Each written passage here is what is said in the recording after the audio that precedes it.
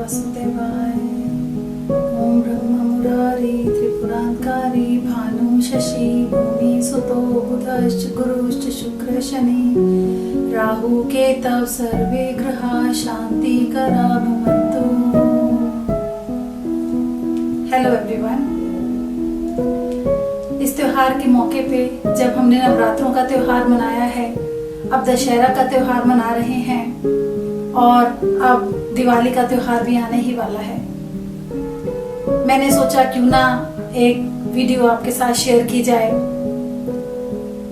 जो आजकल बच्चे ज्यादातर पूछने आते हैं मेरे से, अब ये एग्जाम्स का टाइम आ रहा है, बच्चों के फाइनल एग्जामिनेशंस आने वाले हैं 3-4 महीने में। सभी के मन में ये विचार आता है हम कौन सा प्रोफेशन चुने। 10th क्लास के बाद बच्चों के मन में ये फीलिंग आती है कि हम कौन सी फील्ड चुने। 12th क्लास के बाद बच्चों को लगता है हमें कौन सी स्ट्रीम में आगे जाना है, हमें क्या बनना है अपनी लाइफ में, हमें कौन सा कोर्स आगे सिलेक्ट करें हम। तो ये सब चीजों का जो उनके मन में दुविधा चलती है, तो मैंने सोचा कि आज कोई ऐसा उपाय आपको बताऊं जिसके जरिए कि आप ये आसानी से पता लगा सकें कि आपके बच्चे को फ्यूचर में कौन सा सब्जेक्ट लेना चाहिए, उसको किस दिशा में जाना चाहिए, उसकी जन्म कुंडली में सब चीजें पता चलती हैं। तो एक थोड़ा सा छोटा सा मैं आपको आज एक सूत्र सिखाना चाहूंगी जिससे कि आप ये पता लगा सकते हैं।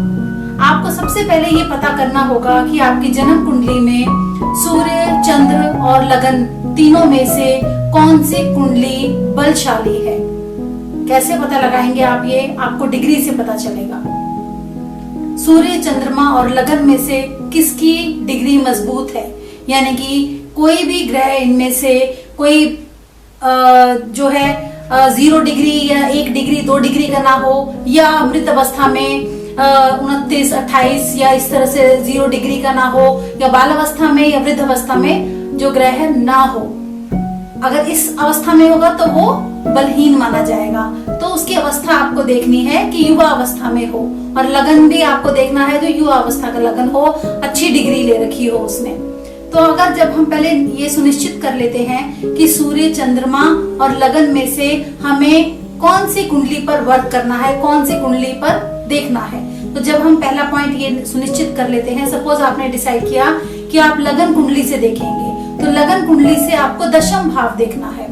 लगन कुंडली से दशम भाव में कौन सा ग्रह बैठा है, मैं दोबारा बताती हूँ, आपको ये देखना है। अगर आप सूर्य कुंडली से देख रहे हैं तो सूर्य जिस भी नंबर पे है, सूर्य कुंडली को लगन में, सूर्य को आप लगन में बिठाएं और फिर सूर्य से गिने कि सूर्य से 10th हाउस में कौन सा ग्रह बैठा है। इसी तरीके से आपकी चंद्र कुंडली अगर बलवान है तो चंद्रमा से आप 10वां भाव देखें और देखें कि उसमें कौन सा ग्रह बैठा है, और उस ग्रह के अनुसार आप अपनी आय कैसे आप सुनिश्चित करेंगे, कौन से ग्रह से आपको किस तरह की आय मिलेगी, किस तरीके का आपका आगे रोजगार होगा, कैसे आपको धन प्राप्ति होगी, ये आपको पता लगेगा। अब मैं आपको बताती हूँ कि जैसे आपने पता लगाया कि लगन से दशम भाव में अगर सूर्य बैठा है तो सूर्य से के अनुसार आपको काम मिलेगा। चंद्रमा बैठा है तो अब वो कौन कौन से काम है वो मैं आपको बताऊंगी अभी। तो आपको ये क्लियर होना चाहिए कि ऐसे आप देखते हैं, दशम भाव से देखते हैं, और आपको सूर्य, चंद्रमा और लगन में से एक ही को लेना है, तीनों को नहीं लेना, किसी एक जो मजबूत हो उस जन्म कुंडली के आधार पे आपको दशम भाव को देखना है। अब कभी ऐसा भी होगा किसी की कुंडली में कि दशम भाव में कोई ग्रह है ही नहीं, दशम भाव में कोई ग्रह है ही नहीं, उस केस में आपको उस दशम भाव में कौन से नंबर है, यानी कि कौन सी राशि आ रही है, तो आपको क्या देखना है। सपोज वहां पे जो भी राशि आ रही है उस राशि का स्वामी नवमाश में कहाँ बैठा है, किस नंबर पर बैठा है। दोबारा रिपीट करती हूँ, आपको अगर दशम भाव में कोई ग्रह नहीं बैठा है तो आपको ये देखना है कि दशम भाव में जो नंबर है उसका स्वामी नवमाश में किस नंबर पर बैठा है, किस राशि पर बैठा है, उस राशिपति के अनुसार आपको धन प्राप्ति होगी। जैसे आपका दशम भाव में फॉर एग्जाम्पल 6 नंबर है, और यानी कि 6 नंबर का स्वामी हुआ बुध, अब बुध जो है नवमाश में 1 नंबर पे है, यानी कि मेष राशि में आ गया। तो मेष का स्वामी कौन हुआ? मंगल। तो मंगल के अनुसार आपको अपना प्रोफेशन, आपको अपना व्यवसाय, आपको धन उपार्जन के तरीके मिलेंगे। अब मैं आपको ये बताती हूँ कि कौन से ग्रह से आपको किस तरह का, किस प्रकार के व्यवसाय और कामकाज मिलेगा। सबसे जरूरी बात, अगर सूर्य दशम भाव में आता है, या जैसा मैंने आपको बताया जिस तरीके से आप निकाल के सूर्य आएगा, अगर सपोज ग्रह में उस भाव में कोई नहीं बैठा है तो जो राशिपति सब प्रोसीजर मैंने अभी आपको बताया प्रोसेस, उसके अनुसार सूर्य निकल के आ रहा है तो आपकी गवर्नमेंट जॉब है, और गवर्नमेंट जॉब में भी आपको उच्च पद मिलेगा।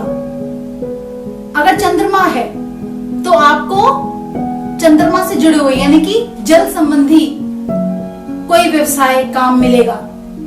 आप रुई का काम भी कर सकते हैं, कोई शॉप भी खोल सकते हैं, पानी का व्यापार कर सकते हैं। आजकल पानी के बहुत चलता है कि पानी की सप्लाई का काम बहुत चलता है। या आप किसी ऐसा काम कर सकते हैं जैसे नेवी में चांस मिल सकता है बच्चे को।